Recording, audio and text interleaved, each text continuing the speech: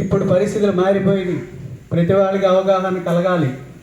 సమాజంలో దాదాపుగా సబ్జెక్ట్ లేనటువంటి వాళ్ళు కూడా చాలామంది జిఎస్టీ మీద పూర్తి అవగాహన వచ్చింది. కానీ పిల్లల్లో అవగాహన రావాలి అని ఈ సదస్సుని పెట్టడం జరిగింది. ఈ సదస్సుని పెట్టిన తర్వాత వీళ్ళలో అవగాహన రావాలంటే అసలు ఏంటి, మనం ఏదైనా షాప్కి వెళ్తే ఏం చేయాలి అనేటటువంటిది పూర్తిగా విశదీకరించేటట్టుగా అవగాహన కల్పించమన్నారు ప్రభుత్వం వాళ్ళు. దీన్ని ఫస్ట్ మన దేశంలో అస్సాంలో ఇంప్లిమెంటేషన్ చేశారు. ప్రపంచవ్యాప్తంగా ఫ్రాన్స్లో మొదలుపెట్టారు, అది వేరే విషయం.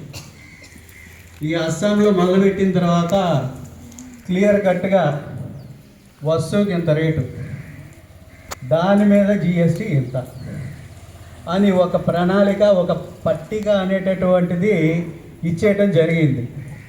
మన దేశంలో మరి సెంట్రల్ క్యాబినెట్ మినిస్టర్ అయినటువంటి మన నిర్మలా సీతారామన్ గారు దాన్ని పొందుపరిచి సెప్టెంబర్ 22 నుంచి అమలు చేయడానికి సిద్ధపడుతూ పిల్లల్లో కూడా అవగాహన కలిగించాలని.